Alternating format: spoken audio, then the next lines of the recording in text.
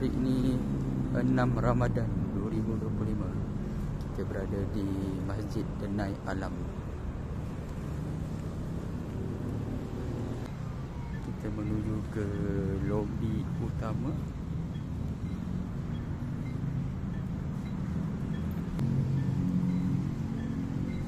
Masjid Denai Alam. Oh, ada arah sini dan satu.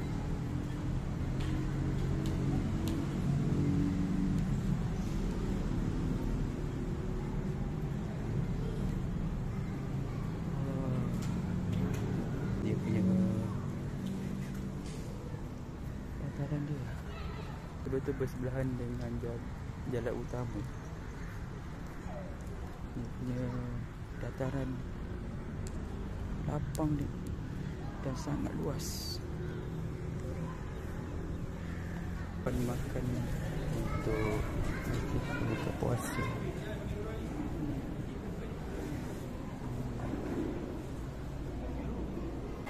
Hewan serbaguna.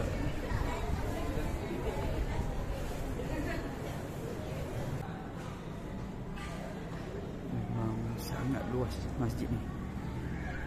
Masjid ni baru dibina.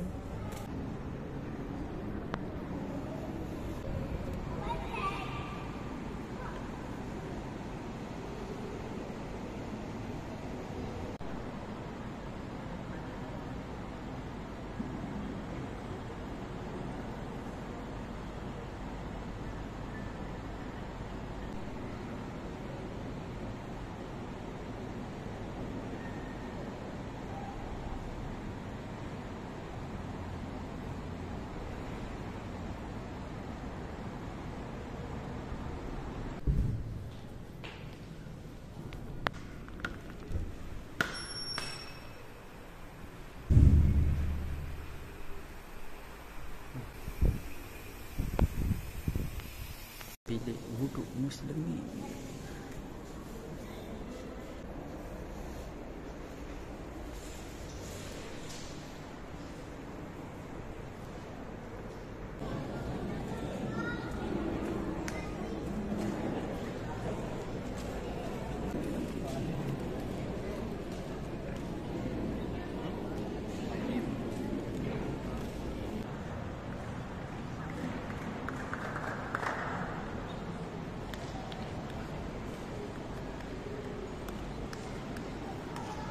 شيء في الأرض ولا في السماء وهو السميع العليم. Dan ia mengakhiri hidupnya dengan amal tersebut, maka ia masuk ke dalam syurga Allah Ta'ala. Sekitar kawasan Masjid Denai Alam pada waktu malam. Dan kalian akan rasa kalian tidak ada punya apa-apa, tak cukup. Sebab sifat dunia ini tak cukup, sifat ringgit Malaysia ini tak cukup.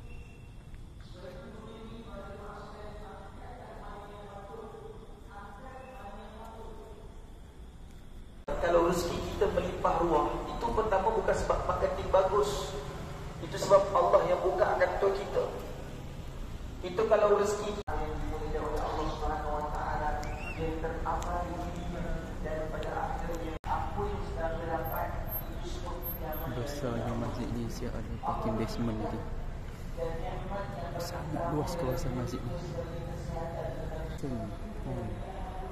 Masjid ini dilengkapi dengan kawasan tadahan atau pengkumbahan tersendiri. Sangat bagus. Inilah luas kawasan untuk kanak-kanak bermain.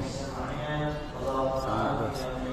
Berlarilah kalian hingga ke penatan. Di sana dewan salat utama. Bismillahirrahmanirrahim. Alhamdulillahi rabbil alamin, arrahmanir rahim, maliki yaumiddin. Iyyaka na'budu wa iyyaka nasta'in. Ihdinas siratal mustaqim.